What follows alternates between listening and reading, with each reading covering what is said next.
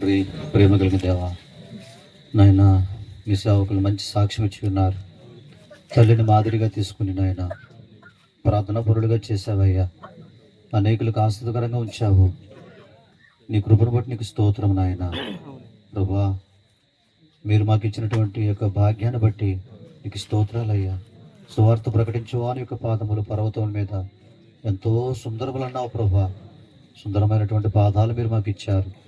పరిశుద్ధతో, నీతితో, యథార్థతతో బ్రతికేవారుగా నన్ను మమ్మల్ని అందరినీ మీరు సిద్ధపరిచి ఈ స్థలమంతా నీ దైవశక్తి చేత నింపమని ఇంకను మీ దాసులు ప్రభువా నాయన దేవుని వాక్యాన్ని బోధిస్తుండగా నాయన మీరే సహాయం చేయమని యేసునామములో ప్రార్థిస్తున్నాను మా తండ్రి, ఆమేన్.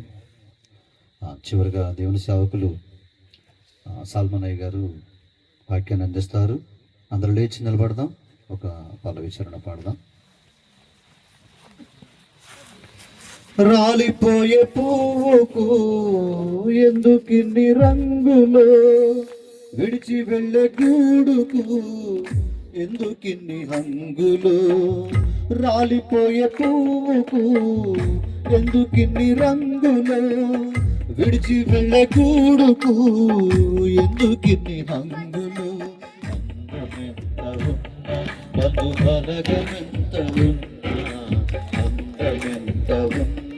బంధుబలగమెంత ఉన్నా, రాలిపోయే పువ్వుకు ఎందుకిన్ని రంగులు, విడిచి వెళ్ళే గూడుకు ఎందుకిన్ని హంగులు.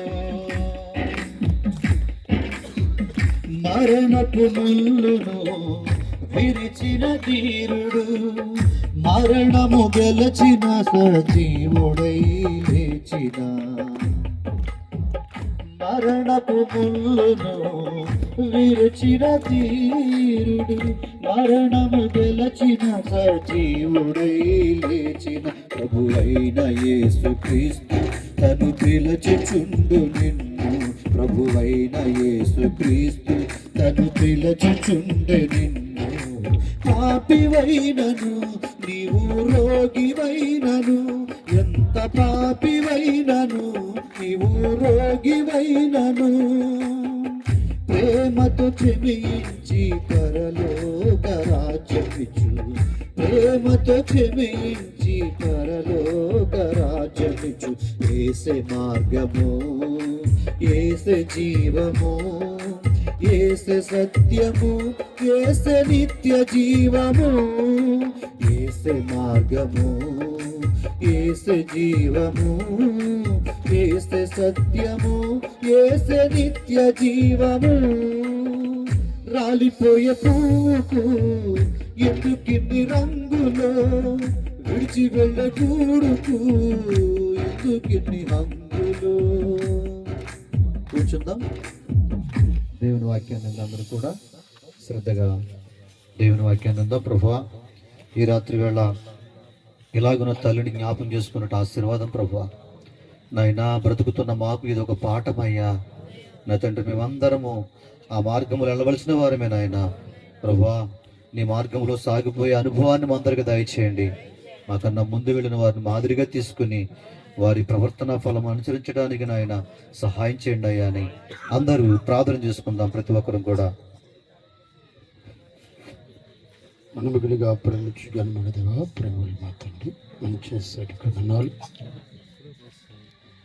రాత్రి కలిసి మూడేపటి వరకు అనేక విషయాలు తన గురించి మరి తెలియజేశారు. అందుని బట్టి నీ కొందనాలు.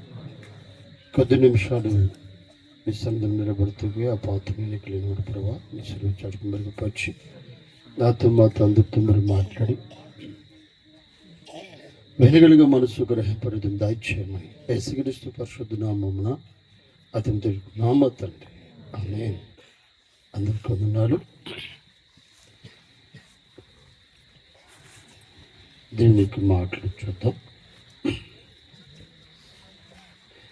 సామెతల గ్రంథము 14వ అధ్యాయం మొదటి వచనం చదువుకున్నాం. జ్ఞానవంతురాలు తన ఇల్లు కట్టును, మూఢురాలు తన చెదురుతో తన ఇల్లును ఓడబెరుకును. దార్ధముగా ప్రవర్తించిన వాడు యెహోవా యందు భయభక్తులు గలవాడు. చాలు. ప్రియులారా గమనించండి, దేవుని యొక్క మాటలు అవి జుంటి తేని దారులు కడమదరిగిన మాటలు. దేవుడి మాటలు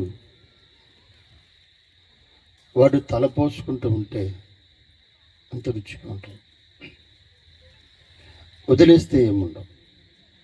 ఇప్పుడు తల గురించి చాలా విషయాలు మన సహోదరులు చెప్పారు.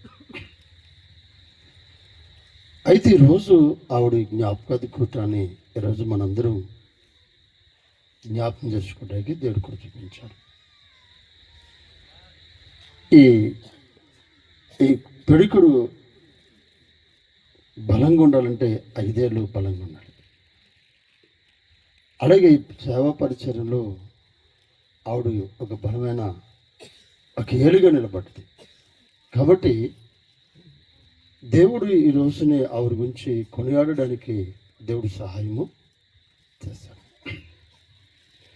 అయితే ఆవిడ గురించి చాలా విషయాలు ఉన్నాయి కాబట్టి ఆవిడలో ఒక విషయం చెప్తాను మీకు. నేను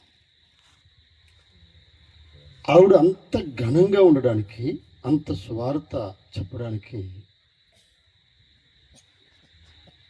సత్యమేటో రుచి చూసింది ఆవిడ. కాబట్టి ఇంకిద్దే అంటే డిక్లేర్ చేసిందంతే, ఇంకెవరేమని అనుకోండి. అక్కడ అసలు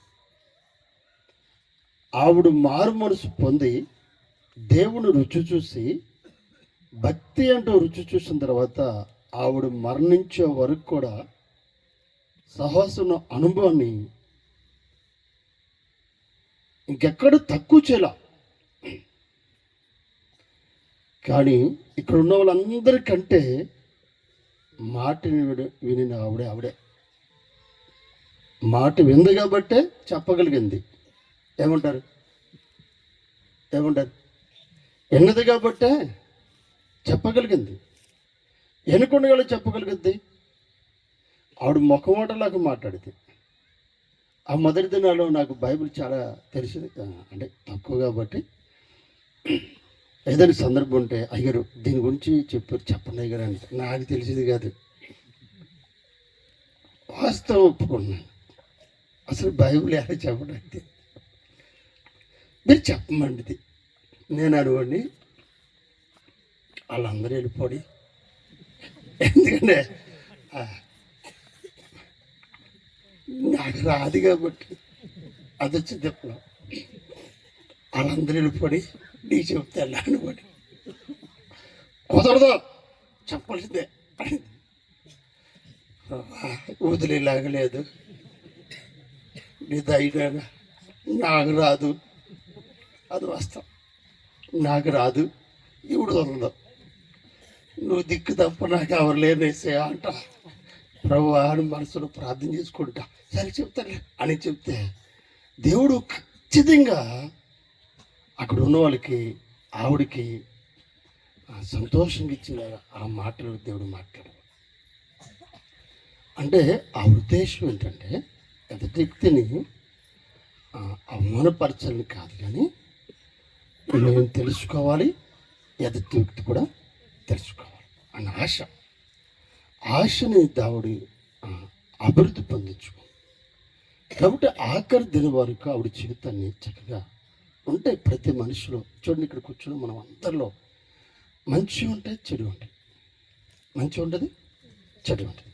ఇప్పుడు మంచి ఎవరు అనుకుంటారు, చెడు ఎవరు అనుకుంటారు? మీకు మాట చెప్తా.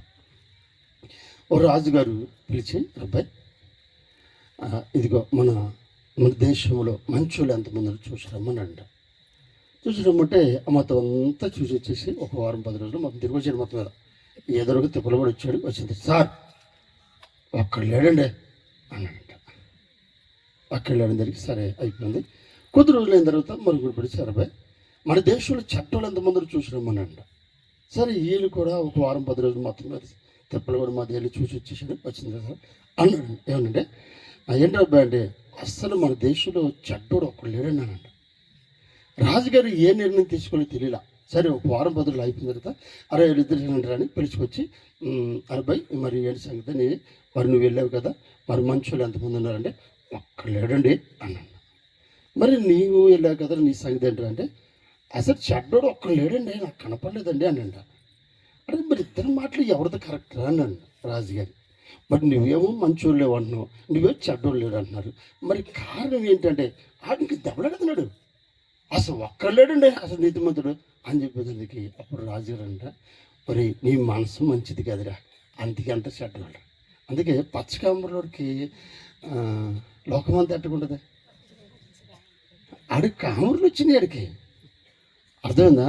తప్పులు వెతికే వాడికి తప్పుల్లో ఉన్నాడు కాబట్టి కవర్ చేసుకుంటాడు. ఏ మనిషినైనా సరే మనం చూడవలసింది వాళ్ళు ఉన్న గుణలక్షణం చూసి, వాళ్ళలో ఉన్న మంచి టాలెంట్ చూసి నువ్వు మంచి టాలెంట్కి చదవాడు. అది క్రైస్తవ జీవితం. అంతే తప్ప వాడు చెడ్డోడు నువ్వు చెడ్డోడు అది వద్దు. చెడు నీకెందుకు, మంచి తీసుకో. ఇప్పుడు జక్కీలో మంచోడు చెడ్డడా? జక్కీ మంచోడు చెడ్డడా? ఎవరు మాట్లాడతారు మీరు? మంచోడు చెడ్డడా? ఏమంటే నేనేమంటున్నా ఉన్నది అంటున్నాను. చెడ్డోడు అందరికి రాజు లేదు, చెడ్డోడే. ఇచ్చారుగా సాక్ష్యం కదా, అది సాక్ష్యం లేదా? ఏంటి ఈయన పాప ఇంటికి వెళ్తున్నాడండి అన్నారు లేదా? అన్నారు. మరి మంచోడు చెడ్డడా? చెడ్డడు, 100% చెడ్డోడే జక్కయ్య. కానీ ఆ చెడ్డోడు దేవుడు ప్రేమించేసాడు. నీకేంటి అసలు, నీకేంటి చెప్పు? అనే నువ్వు దిగొచ్చావా, అలాగే నువ్వు పరలోకం తీసుకెళ్తావా? అసలు నీకే దిక్కులేదు. దేవుడికి అధికారం ఉంది ఎలాంటి పాపను క్షమించడానికి. అసలు వచ్చిందే అందుకే, అసలు వచ్చిందే పాపను రక్షించడానికి వచ్చారు కదా ఆయన. మరి నువ్వెందుకు పెద్ద పరిశుద్ధుల్లాగాను. కాబట్టి జక్కయ్య మంచి గ్రహింపగలిగినవాడు. ఏంటంటే అందరూ యేసుప్రభు కూడా ఉన్నారు, కానీ జక్కయ్య పుట్టివాడు కాబట్టి చూడలేక ఈ మార్గం వస్తున్నారు సంగతి తెలుసుకుని ఆయన త్వరగా చెట్టుకేసి, మరి ఎక్కడోడు మనకు తెలియదు కానీ అంటే బిల్ కలెక్టర్ గడికి ఎక్కితే అతనికి సారీస్ ఉండకపోవచ్చు, మనకు ఉన్నది. అందుకనే అతనున్న విధానము అలాంటి కాకపోవచ్చు. కాబట్టి ఏదో కష్టపడి పైకి ఎక్కిన తర్వాత యేసయ్య వారి హృదయరాశలేని వారు కాబట్టి జక్కయ్య ఆ చెట్టు దగ్గరికి వచ్చి కన్నులెత్తి చూసి, జక్కయ్య త్వరగా దిగము, నేడు నీ ఇంట్లో ఉండవలసింది అని. ఎప్పుడైతే ఆ మాట మాట్లాడారో జక్కయ్య త్వరగా దిగొచ్చేసాడు. దిగొచ్చి యేసుప్రభుని తీసుకెళ్ళిపోతున్నాడు. వీళ్ళు మొదలెట్టారండి, నీతిమంతులండి, ఈ నీతిమంతులండి. ఎందుకంటే ఏంటి యేసుప్రభు వెళ్ళిపోతున్నాడా ఆ పాపిటికి అని యేసుప్రభుని జక్కయ్యని ఇద్దరు కలిసి కొటేషన్ కూడా చూడండి. ఒక వాళ్ళు ఏం చేద్దంటే టూ మచ్గా మాట్లాడుతుండే, ఒకే దెబ్బకు 2 పెట్టలు. పాస్టర్ గారి విశ్వాసాలు కూడా ఇద్దరిని కొడతారు. అలాగే వీళ్ళు ఏం చేశారంటే అని ప్రవక్త కదా ఈ యొక్క పాపిటికి వెళ్ళిపోతారని అన్నారు. నిజమే, దేవుడు క్షమించాడు అంతే. ఎందుకంటే ఎందుకు క్షమించాడు? పాపంపై క్షమించాడా? ఆశపడి క్షమించాడా? ఆశపడ్డాడనా? మరి వీళ్ళ నీతిమంతులు కూడా తిరుగుతూ కూర్చున్నారు అంతే. ఎవడని తీసుకెళ్ళాడా? ఒకరిని తీసుకెళ్ళాడా? యేసుప్రభునాడు తీసుకెళ్ళకపోగా నిందలు మోపుతున్నారు. ఇక్కడ ఉన్న మీకు అందరూ చెప్తున్నా, నిందలు మోపువాడికి ఉంటావా, లేదా పాపిలాగా ఒప్పుకుని ప్రభుని తీసుకెళ్ళిపోతావా? ఈరోజు నేను పాపిని కాబట్టి ప్రభుని తీసుకుపోతున్నా, కారులో తీసుకుపోతున్నా. వేసింది అర్థమైంది నా మాట ఉందా? లేదు, ఆ పక్షాన 2వ వాడు ఉన్నాడు, ఎవరో ఎత్తి చూపించేవాడు. ఆ బ్యాచ్కి ఉంటావా? మీ ఇష్టం. ఈరోజు ఇన్ని సాక్ష్యాలు విని, ఇన్ని మాటలు విని, నేను వాళ్ళ పక్షాన్ని ఉన్నాడు, వాళ్ళు ఉంటానంటే ఉండు నీ ఏంది అది కూడా. ఇప్పుడు అందరు పరలోకి వెళ్ళిపోతే నరకడం ఎంతమంది ఉంటారుదా? మాట్లాడరా? అందరు పరలోకి వెళ్ళిపోతే మన నరకంలో ఎవడుంటాడు? ఆడు బ్యాచ్లు కూడా ఉండు. ఇక్కడ మన వెనకల్లో ఉన్నాడు పాటు రోజు నేను వాళ్ళ మామగారికి ఒంట్లో పోతే అయ్యారు అప్పుడు అన్నారు, ఆయనకి ఒంట్లో పోతే మండవాళ్ళు ఉంటే ఓ రోజు నేను మా అందరు కూర్చోబెట్టి మాట్లాడేది. అయితే భయ్ పౌలు, మరి ఈ రాత్రి రాకడ వచ్చిందనుకో, మరి మీ మామగారు మీ అత్తగారు అందరూ మీ బామ్మద్దరితో చెప్పి ఇక్కడ తీసుకొచ్చారు కదా, మరి ఈ రాత్రి రాకడొస్తే మరి మేము ఎలా వెళ్ళిపోతాం? మాతో పొలంగా మీ మామగారు కూడా పరలోకి వెళ్ళిపోవడానికి ఉండడు కదా. మరి రేపు పొద్దున వచ్చి మీ బామ్మద్ది మా నాన్న ఏడి అని అడిగితే నువ్వేం చెప్తావు అని. ఏం చెప్తా? ఆయన అన్నాడు, పరలోకి వెళ్ళిపోయాడు అది చెప్తాను అన్నాడు ఆయన. నువ్వు రావా అన్నారు. అమ్మో చెప్తాను, నేను కూడా చెప్తాను, మరి చెప్తాను చూసారా. అంటే ఆ రోజుల్లో మాకు ఆ అంటే ఈ రాదు, ఈ అంటూ రాదు మాకు.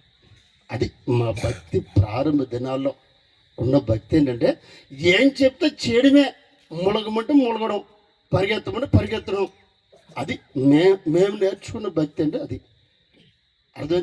అది ఈరోజు కూడా నన్ను అడేళ్ళంటే ఎందుకు అస్సలు రాజీ లేదు. ఇంకా మా భక్తుల క్వాలిటీ తగ్గించుకునే ప్రసక్తి లేనే లేదు. దేవుని బిడ్డలు ఏం చెప్తే చేయడమే మా పని అంతే. ఎన్ని పనులు ఉన్నాయి, ఎన్ని ఉన్నాయి, ఏది ఉన్నాయి, ప్రాణం పోని, ఏదైనా పోని, దేవుని బిడ్డలు ఏం చెప్తే చేయడమే మా పని మొదటి నుంచి చేసుకునేది. అందుకే దైవజనులు ఉన్నారు తెలుసా, ఆ తాతయ్య గారు వారు, బాబు మీరు ప్రధానమంత్రి అయినా సరే ఉరి శిక్ష ఆపండి ఆపుతారు తప్ప మీరు మాత్రం అసలు అయ్యగారు ఏం చెప్తే అది చేస్తారండి. ఖచ్చితంగా మాకు ముద్రది, స్టాంప్. కాబట్టి రాత్రి కలిసి సమ్ములు ప్రేరణ నీతిమంతులు జ్ఞాపకం చేసుకోవడం ఆశ్చర్యం. మొదట ఆవిడ ఇల్లుని కడుక్కుందయ్యా, అనేక మందికి అడిగింది. అది ఆవిడ సాక్ష్యం. ఆవిడకి అడిగింది. ఈరోజు మీకు అందరికీ చెప్తా. నేను ఈరోజు మండలి ఒక అమ్మాయిని, ఆ చిన్న పాప ప్రార్థన చేసుకుంటూ వస్తుంటే తీసుకెళ్ళినప్పుడు ఆవిడకి టిఫిన్ పెట్టాం. టిఫిన్ చేసింది. కొంత దూరం వెళ్ళడానికి ఆవిడ కడుపులో కెలాసిన ఆవిడకి కారు పడదంట, నాకు తెలియదు. తీసుకెళ్తే 5 ఉంది. ఏంటమ్మా 100 సరే ఉండండి. అర్థం దింపిన తర్వాత సరే ఆ ముఖం బయటెట్టన్నా. ఈ లోపల బైబిల్ పక్కన లోపలే కక్కేసింది. సరే మొత్తం మీద కడిగా లోపలికి వెళ్ళిపోయాం. ఇంటికి వెళ్ళి మండపం వెళ్ళిపోయాం. మండపం వెళ్ళిన తర్వాత సరే ఆవిడకి అదంతా తుడిచింది కానీ క్లీన్ అవ్వబోదానికి దాన్ని కడగదామని అక్కడ మసిగుడ్డ అంటే అన్నం వండిందట తీసుకొస్తారు కదా, ఆ మసిగుడ్డని తీసుకుని వచ్చి ఒక బకెట్తో తీసుకొచ్చి పెట్టి అది ముంచి ఇలా అన్నదానికి అది కొద్దిగా తడిచింది. తీరా చూస్తే పిండితే ఈ కారులో ఉన్న దానికంటే ఆ గుడ్డుకున్నది మసి అంత ఎక్కువ ఉంది. నేను తీసుకొచ్చిన బకెట్ అంతా తడిసిపోయినా కానీ దాని బురద మాత్రం పోలా, అంత బురద ఉంది. దాన్ని మళ్ళీ పిండి మళ్ళీ ఇంకొక బకెట్ తెచ్చా, అది పిండినా పోలా. అలా 2 బకెట్లు కడితే కానీ అది. అప్పుడు అనుకున్నాను, అరే వీళ్ళందరూ మేమేదో సరి చేసేస్తున్నాం, అది పరలోకం పోతానంటావా లేదా అని నాకు డౌట్ వచ్చింది. అంటే ఏమవుద్దంటే చెప్పడం ప్రారంభించబడిన తర్వాత తన స్థితిని తను మర్చిపోతుంటారు. చెప్పడం అలవాటు చేసుకుంటే మాత్రం ఇంక ఎన్నెన్నో చెప్పగలుగుతాం. అది నాకు నేర్పిన అనుభవం. రోజు నాకు అన్నా అసలు మనం పరలోకం వెళ్తామంటావా అన్నాను నేను. ఎందుకంటే మనం ఇదే పట్టుకున్నాం. ఎందుకంటే ఇక్కడ కూర్చుని అందరికీ ఈరోజు ఒక మాట చెప్తాను. ఆవిడ కొన్ని గంటలు ప్రార్థన చేసింది. ఇప్పుడు మీకు చెబుతున్నా, ఈరోజు మీరు మనం నాతో సహా నేర్చుకోవాల్సింది ఏంటంటే కొన్ని గంటలు ప్రార్థన అనుభవం మనకు ఉందా లేదు. ఇప్పుడు నేర్చుకుందాం. కోటానికి ఊరకం రావద్దు. నేను ఎదురు చెప్తాను, ఎవరు కూడా ఊరకం రావద్దు. వచ్చేవా ఒక అనుభవం నేర్చుకో, అనుభవాన్ని నువ్వు అభివృద్ధి పొందుకో, అది నీ జీవితానికి ఆశీర్వాదకరంగా మారుతుంది. అందుకే దావిశ్వల అబ్రహం గారు ఆయన ఈ పగలు అంటే సాయంకాలం ప్రారంభిస్తే మరలా ఉదయం 6 గంటల వరకు ప్రార్థనలను కొనసాగింది రోజులు. మళ్ళీ సాయంకాలం మొదలెడితే ఉదయం మొదలెడితే సాయంకాలం వరకు ప్రార్థనలు ఉండే అనుభవం. ఆయన ఏమన్నారంటే, నాకు లెక్కలేని దినాలు ఉన్నాయి, అలాంటి ప్రార్థన నాకు తృప్తిపరిచేలా ప్రార్థన చేసే అనుభవం నాకు ఉన్నాయని. ఈరోజు సహవాసం ఇలా కొనసాగుతుంది అంటే వారు చేసిన పునాదులు, వారు చేసిన ప్రార్థన. రోజున ఒక మాట అన్నారు ఆయన నాతో, ఏమనంటే, సల్మను ఈరోజు ఈ సహవాసానికి నేను పునాదులు వేసి వెళ్ళిపోతున్నాను. మీరు వెనకాల గోడలు కట్టుకునే పని, మీరు పడే కష్టమంతా నేను పడిపోయా ఒక్కడిని అన్నారు. నిజంగా ఈరోజు సేవా పరిచయలో ఎంతో ప్రాంతానికి వెళ్ళి స్వార్థ చెప్పడానికి దేవుడు ఎంతో గొప్ప భాగ్యాన్ని దేవుడు మనకి ఇచ్చాడు. కాబట్టి సాహసాలు ఉన్నాం, సాహసానికి విరోధంగా ఉండదు. ఒక మాట మీకు అందరికీ 2 చేతులు బంధువులు చెప్తున్నాను. అస్సలు ఏ క్షణం మాట కూడా ఆలోచన కూడా నువ్వు వ్యతిరేకం ఉండడానికి ఇష్టపడకు. ఏకీపించు, అభివృద్ధి పొంది, ఆస్వాదింపబడు. నువ్వే కాదు, నీ కుటుంబాన్ని ఆస్వాదింప కుటుంబాలుగా మార్చుకోండి. నేను ఈరోజు చెప్తున్నా, నేను సహోదరు రాక వెళ్ళకముందు చాలా కష్టమే. అంటే అది అటు అన్ని యాంగిల్లో ఉన్న కుటుంబంలో చెంది, అయితే సహవాసానికి వచ్చినప్పుడు ఎన్నికలేనిగా ఉన్న కుటుంబంగా ఉన్నది అది. అయితే కనీసము మండపంలో వెళ్ళడానికి కూడా డబ్బులు లేని పరిస్థితి. సైకిళ్ళతో వెళ్ళిన రోజు నా జీవితంలో ఉన్నాయి. సైకిళ్ళు అన్ని కిలోమీటర్స్ సైకిల్ వేసుకున్న రోజులు ఉన్నాయి. ఈరోజు దేవుడు అంచులంచులుగా దేవుడు నన్ను, నా కుటుంబాన్ని, ఆఖరికి నా బిడ్డలు కూడా ఆశీర్వదింప బిడ్డలుగా దేవుడు సిద్ధపరచాడు. అందుకే నా పిల్లలు ఎప్పుడూ దేవుని బిడ్డలు తగ్గించుతాను నేను. ఎందుకు తెలుసా? నా పిల్లలు ప్రయోజకులు అవ్వాలి, నాకన్నా గొప్ప వాళ్ళు అవ్వాలి. అంటే వారు ఎక్కడ ఉండాలంటే నా దగ్గర కాదు, వారు దేవుని బిడ్డల దగ్గర ఉండాలి అన్న ఆశ నాకు. అలాగే వారిని ఈరోజు మా చిన్నోడు కూడా అక్కడ ఉన్నాడు. ఎందుకు తెలుసా? మన పిల్లలు దేవుని పని చేయాలయ్యా. మన పిల్లలు దేవుని పని చేయాలి. దేవుడు పని చేస్తే ఆశీర్వాదం. ఒక రోజు నేను ఆకివీడులో మీటింగ్ ఉంది. 6 గంటలు అయితే స్టార్ట్ చేస్తాం కదా. ఈలోపు సత్యం ఎక్కడున్నావు అన్న, వచ్చేతను ఉన్నాయి కదా. వచ్చేసాడు. వచ్చేసరికి ఉడి చేతులతో వచ్చాడు. బైబిల్ ఎదురా బాయ్ అన్న. సాల్మోన్ దగ్గర పిలిచారంటే పనే కానీ బైబిల్ అక్కడ పెట్టి వచ్చేసిన అయ్యాను. అంటే సాల్మోన్ దగ్గర పిలిస్తే ఏమిటండి చెప్పండి. ఆ రోజు నేను మారు మనసు పొందిన నాటి ప్రారంభించిన పరిచర్య 28 సంవత్సరాలు ఈ రోజుకి నేను విడిచిపెట్టను. ఎప్పటి వరకు తెలుసా? నేను మరణించే వరకు కూడా ఆ పరిచర్య మాత్రం విడిచిపెట్టేది లేదు. కారణం ఏంటంటే పరిచర్య యొక్క చేసే భక్తి విధానం, దైవజనులు ప్రారంభ దినానికి కూడా ఆయన పరిగెత్తడమే. దైవజనులు పిలిస్తే పరిగే, మాకు నడక కాదు. అలాంటి అనుభవంలో దైవజనులు అబ్రహం గారు మమ్మల్ని పెంచి పోషించి ఈరోజు మీ అందరి ముందు పెట్టడానికి మా కొరకు ఎంతో ప్రయాసపడ్డారు. కాబట్టి ఈరోజు మేము నేర్చుకునే అనుభవం ఏంటంటే మాట వింటమే. ఏదైనా చెప్పడం అన్నది మా జీవితంలో ఉండదు. ఒకవేళ సేవకులు కూడా అదను ఆగండి. ఎందుకంటే దైవజనులు చెప్పిన మాటలు మనకు కొన్ని నచ్చుతాయి, కొన్ని నచ్చవు. ఎందుకు నచ్చదంటే నీ మనసుకు నచ్చలేదు. కానీ వాస్తవం కాదంటే వాస్తవం అంటే అది విన్న తర్వాత అర్థమవుతుంది అన్నమాట. అందులో ఉన్న రహస్యం అంట. మద్రాసులో మందిరం నేను అనుకున్నాంటే ఇలా రోడ్డు పెచ్చింగ్లో వేద్దాం అనుకున్నా. అంటే ఆ రోడ్డు మీద ఎగ్గానే మందిరంలోకి వెళ్ళాలి అనుకున్నాను. ఓ రోజున మద్రాసు అమ్మగారు వచ్చి చూసాను, సల్మాను ఇలా అన్నారు. నేను ఇలా వేద్దాం అనుకున్నాను. అమ్మగారు ఇలా అన్నారు. అలాగే అమ్మ నంది ఇంకేమన్నా అది కదమ్మా, ఇలా అనుకున్నాను. అమ్మగారు చెప్పింది అయితే ఎలా ఉంటుందంటే రోడ్ నుంచి లోపలికి వెళ్ళాలి. కానీ నేను అనుకున్నది ఏంటంటే రోడ్లోంచి డైరెక్ట్ ఎక్కేది నేను చెప్పేది. ఇప్పుడు నాకు నచ్చింది అది. ఇప్పుడు అమ్మగారు నాకు నచ్చింది చెప్పారా, నాకు నచ్చింది చెప్పారా అని మాట్లాడారు. నాకు నచ్చింది చెప్పారు. ఇప్పుడు అది కష్టమా ఇష్టమా అని మాట్లాడారు. కష్టమదే. నేను అనుకున్నది ఒకటి, అమ్మగారు చెప్పింది ఒకటి. మరి నాకు ఎలా నచ్చింది? ఇప్పుడు ఈనాడు మానేయాలా? నువ్వు వింటావా మానేతావా? అది నీ ఇష్టం. నేను వింటే నా ఇష్టం. అలాగే అమ్మ. అలాగే అయితే వేసిన తర్వాత అందులో అద్భుతమైన ఏంటంటే నేను అనుకున్నది చేస్తే మెటీరియల్ రోడ్డు మీద పెట్టాలి.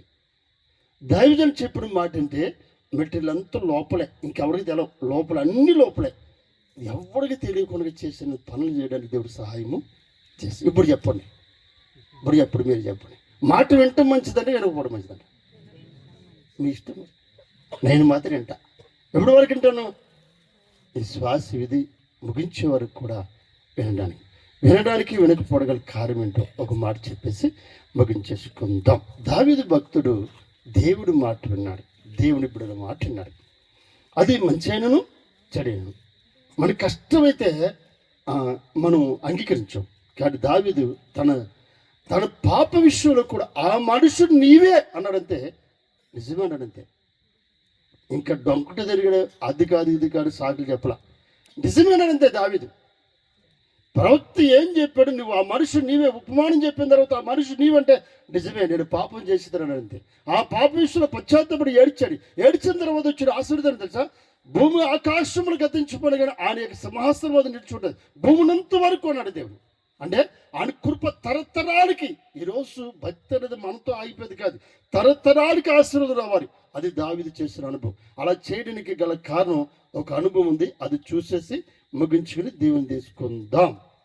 కీర్తన గ్రంథం 119వ అధ్యాయము 111 వచనం చదువుదాం. కీర్తన గ్రంథము 119వ అధ్యాయం 111 వచనం. ఇంత ఏబా, నీ శాస్త్రములు నా హృదయానందకరములు, అవి నాకు నిత్య స్వాస్థ్యముని భావించుచున్నాను. నీ కట్టను గైకుంటకు నా హృదయమును నేను లోపరుచుకున్నాను. ఇది తుది వరకు నిలిచి నిత్య నిర్ణయం. అది ఏమైనా అర్థమైందా? చదువుకుని వెళ్ళిపోయాం కదా, ఏమైనా అర్థమైందా? ఏమర్థం కదా? అయితే నేను చెబుతానండి. నీ శాస్త్రం నా హృదయానందకరం అంటే నాకు ఇష్టమనివి దేవుడి మాటలు. అవి నాకు నిత్య స్వాస్థ్యం అంటే నిత్యం ఆస్తదే. ఈ భూలోకముని కాదు, ఆయన వాక్యము నాకు నిత్యము ఆస్తది. నీ కట్టను గైకుంటకు నా హృదయమును నేను, ఎవరంట చెప్పండి, నా హృదయమును నేను లోపరుచుకున్నాను. ఇప్పుడు చెప్పండి, నా హృదయముడు లోపరటంలో ఎవరి చేతులు ఉంది చెప్పండి? నా హృదయం నాలో. అర్థమైందా? దావీదు గొప్పవాడు ఉన్నతమైన స్థితికి వెళ్ళడానికి కారణం ఏంటంటే, అందుకే హృదయము అన్నిటికంటే మోసకరమైనది, అది ఘోరమైన వ్యాధి కలది, దాన్ని గ్రహింపగలవాడు కాదు. ఇక్కడ ఉన్న మనల్ని ఎవడు పాడు చేయలేడు. చాలామంది అట్టుగా చచ్చిపోతుంది చూసి వాళ్ళని చూసి ఇడిచి పాడైపోయినట్టు ఉట్టిది అవన్నీ. నీ హృదయం నిన్నే పాడు చేసినంతే. ఇదొక్కడ దీన్ని నువ్వు కంట్రోల్ చేసుకోగలిగితే, ప్రభు పాదం దగ్గరికి ఎత్తేనే లోబడితే నీకన్నా గొప్పోడు ఎవరుండ్రు. అలాగా దేవుడు సిద్ధపరిచాడు ఈరోజు. అందుకే ఈ వాక్యము చాలా గొప్పది. అందుకే ఇప్పుడు వరకు నిర్ణయం, తుది వరకు అంటే ఈ శ్వాస విడిచిపెట్టే వరకు కూడా నిర్ణయం ఏంటంటే దేవుడి మాట వినడము, ఆ మాట వినబడము. అది దేవుడు చేసిన అద్భుతమైన కార్యం ఏంటంటే మనలందరూ ఐక్యపరిచాడు, ఒక కుటుంబంగా సిద్ధపరిచాడు. కాబట్టి కుటుంబంలో ఉన్న నీ జీవితాల్లో కూడా నీ అనుభవములు స్వార్థమ్మలాగా అనేక మందికి చాటి నీ సాక్ష్యాన్ని నిలుపుకోవడానికి, రేపు నువ్వు నేను చనిపోతే మన వెనక స్వార్థమ్మలాగా సాక్ష్యం చెప్పడానికి ఈరోజు సాక్ష్యం కాపాడుకుంటేనే. సాక్ష్యం లేకపోతే వెనక మన గురించి చెప్పేవాడు ఎవడను ఉంటారు. కాబట్టి దేవుడి మాటలు దీవించును గాక. ఆమేన్. ప్రార్థన చేసుకుందాం. నీతిమంతులు జ్ఞాపకం చేసుకోవడం ఆశీర్వాదకరమన్నాం. ప్రభు, ఈరోజు ఈ ఆశీర్వాదకర కూటానికి మమ్మల్ని అందరూ మీరు పిలిచారు. పిలవడమే కాదు, నేర్చుకోవడానికి మాకు అవకాశం ఇచ్చారు. ఆవిడ సువార్తమ్మ గారు కొన్ని గంటలు ప్రార్థన చేయడానికి ఆవిడ నిర్ణయించుకుంది. ఈరోజు నేను ప్రార్థించాలి, ఇన్ని గంటలు ప్రార్థించాలని ఒక నిర్ణయం తీసుకుంది. కాబట్టి ఆవిడ అన్ని గంటలు ప్రార్థన చేసుకోవడానికి దేవా అవకాశం ఇచ్చావు. అందరి బట్టి నీకు వందనాలు. ఈరోజు మేము నేర్చుకోవాల్సిందంటే కొన్ని గంటలు నీ సన్నిధిలో కూర్చోవటం మాకు నేర్పండి దేవా. అలాంటి అనుభవం, అలా ఆసక్తి మాకు ఇవ్వండి. సమయం అనక మెలకు వచ్చినప్పుడల్లా నీ సన్నిధిలో ప్రార్థించడం, కూర్చోవడం, అది దైవజనం చెప్తున్నాను. నడుస్తూ ప్రార్థన చేయమన్న వారు ప్రభా. దైవజన బ్రహ్మ గారు నడుస్తూ కూర్చున్నప్పుడు, పడుకున్నప్పుడు గుండె ఎలా కొట్టుకుంటుందో ప్రార్థన ఇప్పుడు కూడా మన జీవితంలో అది కొనసాగుతూ ఉండాలని చెప్తుండేవారు. అలాంటి అనుభవం, అలాంటి శ్వాస జీవితం నాకు మాకు నడిపించి మీరు బలపరచండి. మీరు మా దేవుడు గారు చూపచ్చి సర్వోడు తొమ్మిది స్థలముల్లో దేవుడికి మహిమ యువానికి లేక మనుషులకి భూమి మీద సమాధానం చెప్పారు. ప్రార్థన చేసుకుందాం. ఒక నిమిషం ప్రార్థన చేసుకుందాం. ప్రతి ఒక్కరు కూడా ప్రార్థన చేసుకోనండి. ఎవరు మౌనం అడుగుతూ నోరు తెరిచి ప్రార్థన చేసుకోండి. జ్ఞానవంతురాలు తన ఇల్లు కట్టును. తల్లి తన జ్ఞానంతో తన కుటుంబాన్ని కట్టుకున్నది. కుటుంబం కొరకు ఎంతో ప్రయాసపడింది. నీకు అలాంటి జ్ఞానం ఉన్నదా? వారి యొక్క జీవితాలను కట్టుకుని పరమునికి ఎగి ఉన్నారు. మనం అదే మార్గములు వెళ్ళవలసిన వారమై ఉన్నాము కదా. ఎన్నో అనుభవాలు విని ఉన్నాము కదా. దేవా అయ్యా, నేను నీ దగ్గరకు వచ్చే లోపల అలాంటి సాక్ష్యాన్ని సంపాదించాలయ్యా. అలాంటి జీవితాన్ని మాకు దయచేయండి ప్రభువా. నీ వాక్యము నాకు హృదయానందాన్ని ఇవ్వాలి నాయన.